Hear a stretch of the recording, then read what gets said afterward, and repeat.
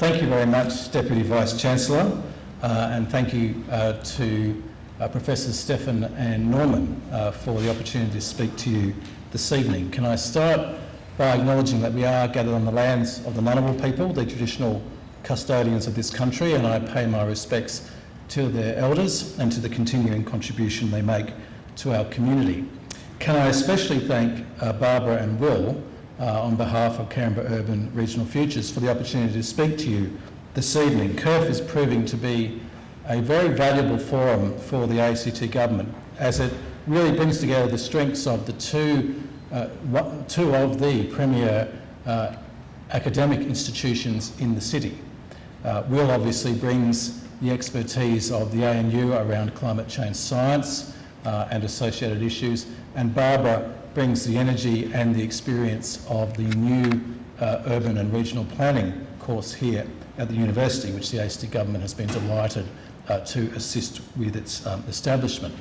We're also delighted to be here this evening because both Will and Barbara are not only co-directors of CURF, but I recently had the great pleasure of appointing them both as members of the new ACT Climate Change Council.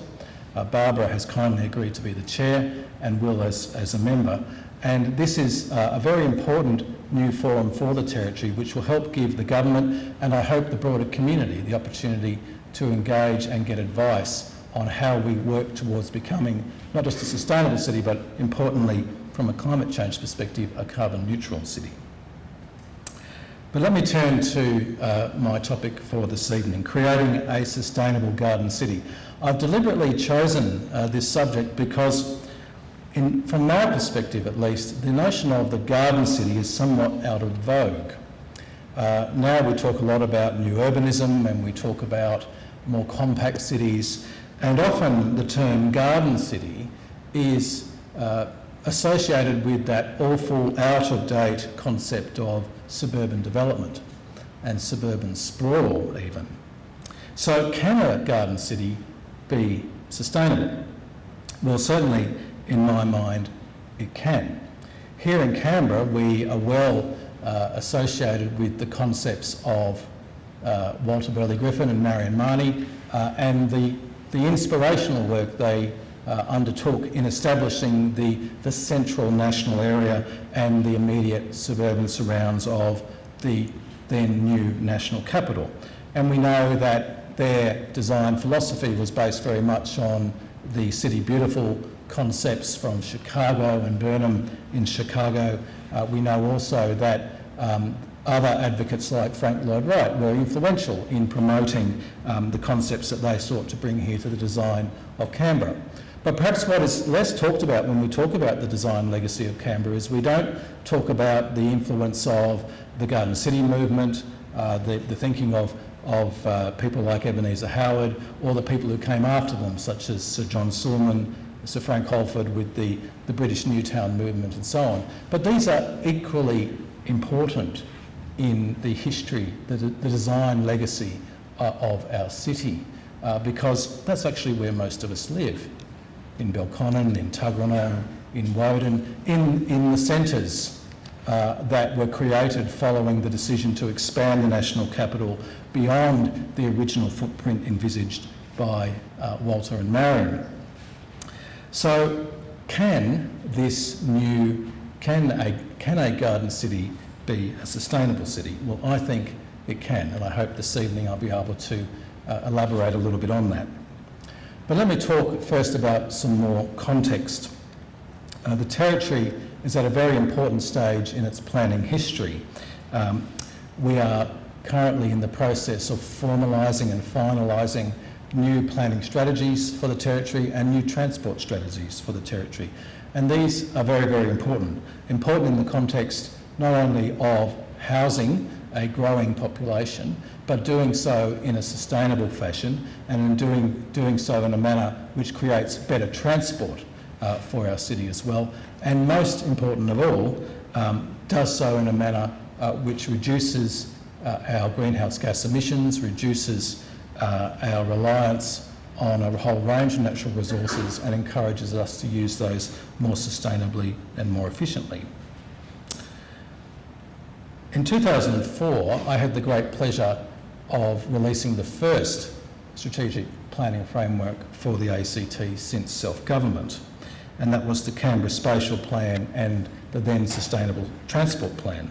These were the first strategic land use and transport plans undertaken by the Territory since self-government, and overall I believe that these plans have had great success.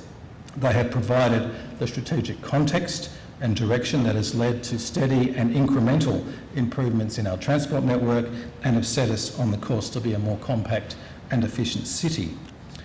But they were only ever envisaged as interim strategic or policy frameworks, and in 2007, with the establishment of the new Planning and Development Act, the Territory committed itself to ensuring there was always an ongoing, permanent ACT planning strategy to set out the long-term planning policy and goals to promote the orderly and sustainable development of our city. So we are now in the process of finalising that work. The draft planning strategy I was very pleased to release for public comment last week, and the week before I was pleased to release our transport strategy, Transport for Canberra, again in draft form for public comment. Both of these strategies have had at their heart an acknowledgement and a recognition that they will be influential in achieving our 2060 legislated greenhouse gas emission target, which is obviously the target of climate neutrality. Not only that, they have very much in their minds the immediate objective to achieve a 40% reduction in greenhouse gas emissions by the year 2020. So how do these new strategies help create a sustainable garden city? Well, first of all, the draft planning strategy focuses on centres. It focuses on the opportunities of centres, and Canberra is blessed with the opportunity and the physical structure of having the 5 town centres as well as civic. These centres, of course, were designed predominantly on the thinking of the British Newtown movement. The best, if you like, to use Ebenezer Howard's term, the best of town and country, to have centres for retail uses, for commercial uses, for cultural uses, but have them in a dispersed manner, have them at a series of locations supported by their suburban environment. And if you look at the Territory's plan, you will see that the centres are connected by key transport corridors. And it's the opportunity that comes from these transport corridors that the new draft planning strategy and Transport for Canberra seeks to emphasise and capitalise on. We know that our city faces the challenges of a growing population. 65,000 new dwellings needing to be built between now and the year 2030. Often in Canberra, to talk of population growth is to be somewhat sacrilegious, as though we should not grow and become a larger city. But the take-home message from me today is that we are doing this to ourselves. Our population growth is overwhelmingly population growth from within. It's not immigration, it's not from other parts of the country or indeed overseas, it is our own natural growth. So we need to respond to that challenge. The growth is also the consequence of changes in household formation. As people age, as the size of households changes due to the fact there are more single-person households, there are more single-parent households, there are more households with only one person living in them because a partner has died or separated or so on. These are the key factors that are driving these changes for us. So 65,000 households is a very significant addition to our population. Where will they go? And what type of housing will these people need? In the draft planning strategy, the government argues that overwhelmingly a significant proportion of these households must be located in our centres. They must be located around civic, around our town centres, and along transport corridors that perhaps have previously only been viewed as very efficient freeways. But this is exactly what the planners of the 50s and 60s envisaged. This is not some departure either from the thinking of Walter Burley Griffin and Marion Marnie, or indeed from the planners that came after them. In fact, it is entirely consistent with it. The centres give us the capacity to accommodate more people close to where they work, where they gain their services, where they socialise, and where they engage with business and commerce. The centres give us the capacity to do so in a manner which does not impact on the suburban environment. And most importantly, it allows us to put those households close to public transport. Now, public transport is just one part of the response needed for our city. We also need to look at the changes that will occur in the private vehicle fleet, and we also need to look at a range of other technological changes as well. But there is no doubt that public transport is a very important part of our response to climate change. Public transport is overwhelmingly the single largest own source of greenhouse gas emissions in our city, when you exclude electricity, as electricity is generated elsewhere, even though it is consumed here. And so it is one area of the carbon economy where we can have the greatest impact. It's often not popular to talk about public transport in Canberra, I think predominantly because people think it can't work. And people often argue it can't work because we're too spread out, we're too dispersed. And if we have higher density, public transport will work better. I'm not actually of that view. Public transport must work better in Canberra, but it will not work better simply because we build a lot more apartments next to roads. In fact, in some interesting work that's been done by the Australian academic Paul Mees, he has directly disputed and highlighted that there is no direct correlation between density and good public transport provision. I would argue that public transport provision can work better when people live close to it, but it does not in and of itself create it. Instead, we need to make sure that people live close to public transport corridors so they have that convenience, but we must also make sure that we invest in better public transport provision, and indeed that we use the yields and the revenues that can come from higher density development along public transport corridors to support the provision of better public transport services. This is exactly what the government is doing right now. The government has announced with the election of the new Chief Minister, Katie Gallagher, to focus on whether or not we can achieve better public transport outcomes on one of our key public transport corridors, Northbourne Avenue. For the first time, the government is looking very closely and in a lot of detail at how it can use revenues from land development along Northbourne Avenue to invest in better public transport technologies, whether that be bus rapid transit or light rail technologies.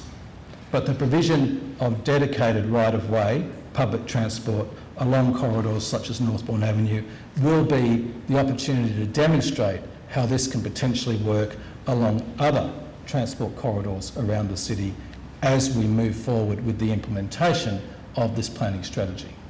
Because we will end up with many avenues like Northbourne Avenue.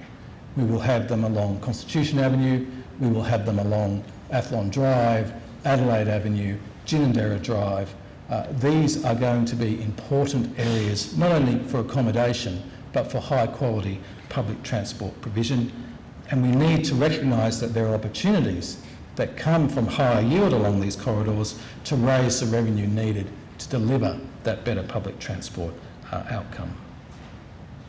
We shouldn't either underestimate the consequences of not tackling this issue now. The Bureau of Infrastructure, Transport and Regional Economics recently estimated the social costs of congestion in Canberra are rising. Now compare that with 10 years ago when it really wasn't recognised that Canberra had any noticeable congestion problem compared to other Australian cities. And whilst compared to other Australian cities, our congestion challenges are relatively minor, they are growing in their cost to the community.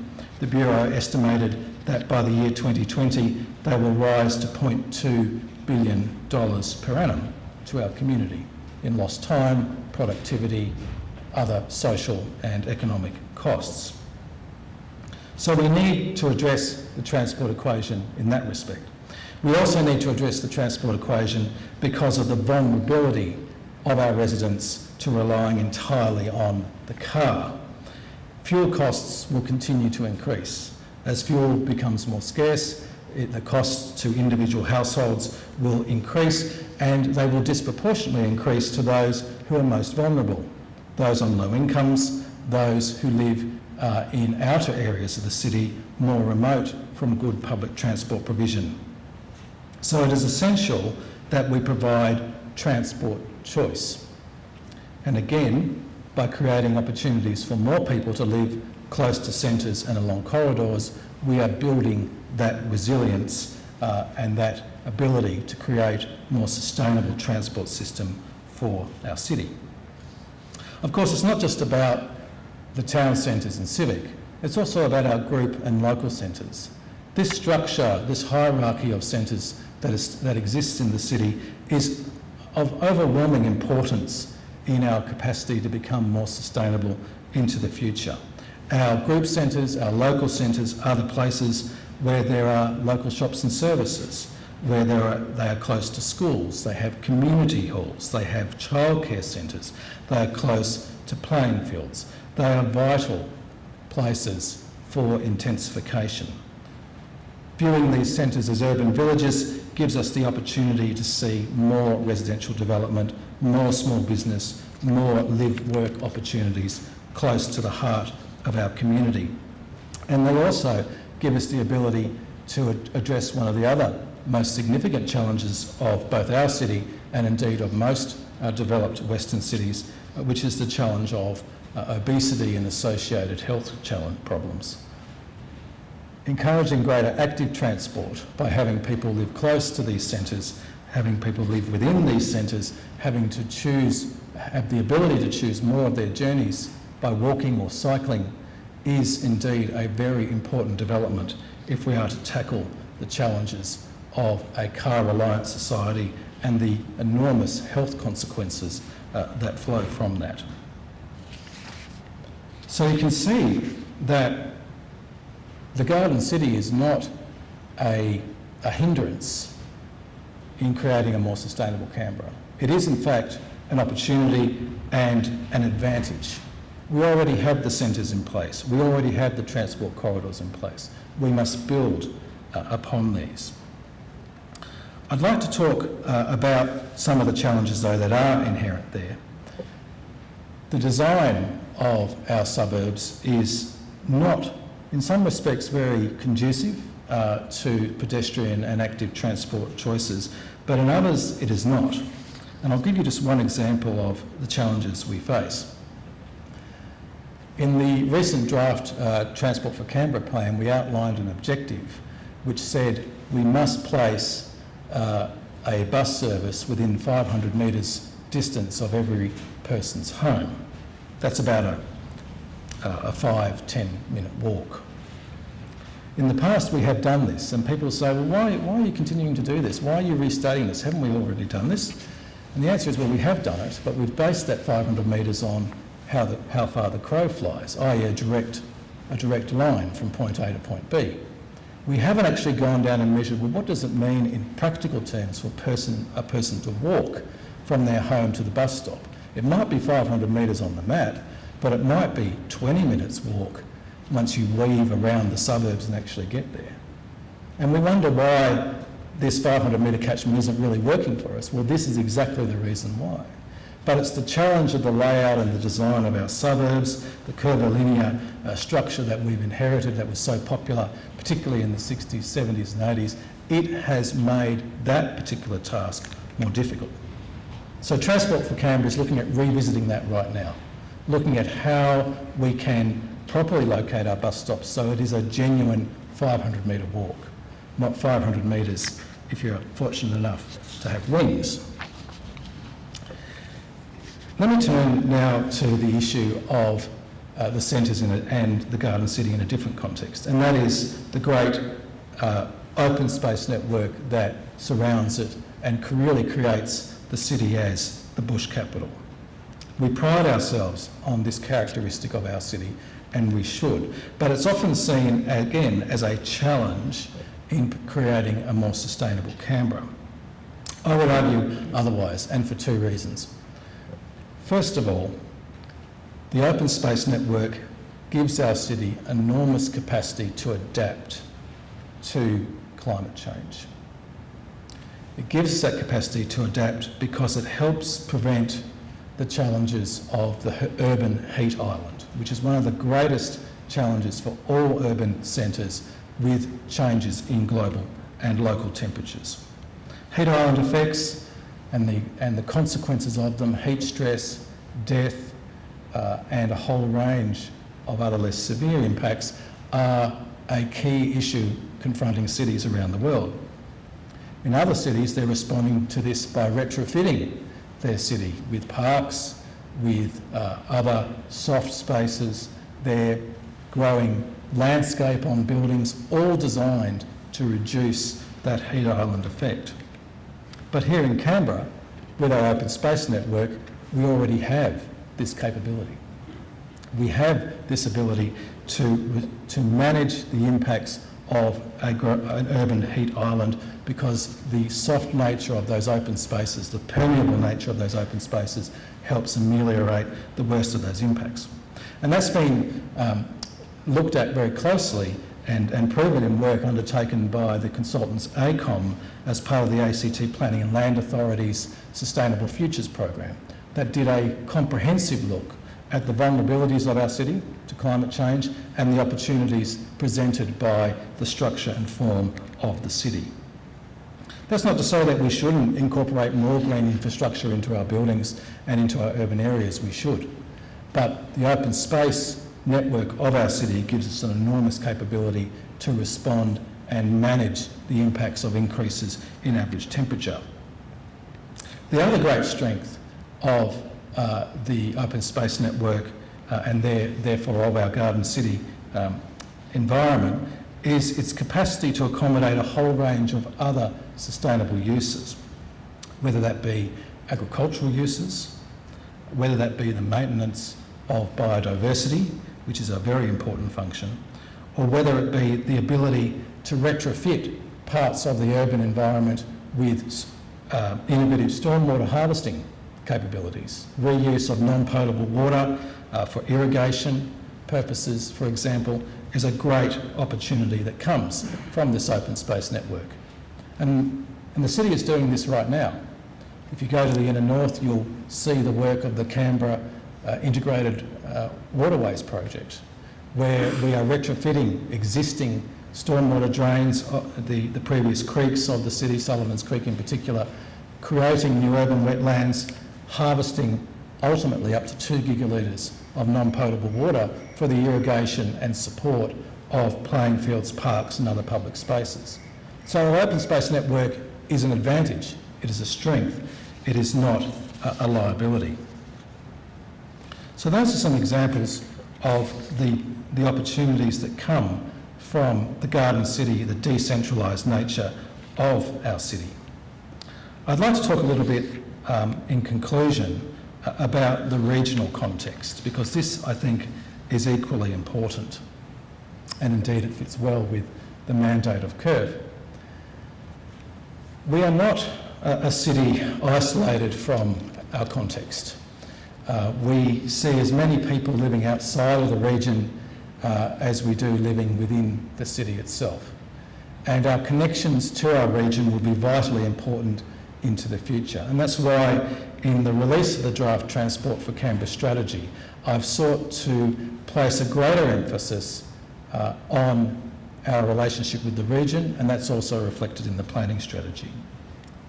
We will see accommodation and population in the region continue to grow, whether it's places like Yass or whether it is new townships like Googong, as well as the established centres, the more obvious ones of Queanbeyan, Jerrabomberra, and indeed even as far as Goulburn and Cooma. Because people will choose to live in these locations for a variety of reasons, whether it's economic or social or environmental, we must make sure that we have good transport connections to them. It is no longer desirable that we continue to allow development of these regional centres with little or no regard to effective transport choices for the residents who live in them. So many of the people who live in these centres come to our city.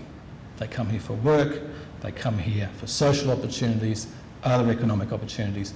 We must make sure there are good transport connections. That's why the government is supporting the work that's currently occurring in relation to the very fast train proposal that would service potentially Sydney to Canberra and from Canberra through to Melbourne, and the obvious opportunities there are to link to key regional centres. But also we need to recognise and factor into our planning that potentially other responses, such as regional rail, will be important for our city into the future. And there are opportunities that are presented from the design work the government is currently doing in relation to the Kingston Foreshore and the East Lake development, in ensuring that the potential relocation of Canberra's railway terminus is done in a way that actually integrates it better into a new urban centre at East Lake, and making sure that it does not rule out the capacity to expand it out into the region. I think there are also some very exciting opportunities to look at how we can revitalise the existing regional rail network and make it again a viable transport choice for the city and the region. Something I think that the federal government might like to take some closer interest in. Finally, there's the issue of food security. The region will play an increasingly important role in the context of food security. It will mean that we will have to plan urban settlement in such a way so as not to compromise productive agricultural land. It will mean that we have to look at how we can again utilise our transport connections to better integrate with food production in the region and reduce the overall impact of our city's consumption on the overall environment. These are just some other issues that I think are appropriate for us to keep in the context of creating a sustainable city. I hope today I've been able to give you a bit of an oversight on my thinking as to why I believe the Garden City is more relevant than ever. The legacy that has been left with us from previous planners and previous administrations is a very important one. And it goes beyond the central national area of Griffin and Marnie's central Canberra, as important and as significant as that is. Our ability to concentrate growth around centres, to strengthen corridors, to use our open spaces in such a manner as to ameliorate the impacts of climate change, to improve water security, to improve food security, are all very important for a future sustainable Canberra.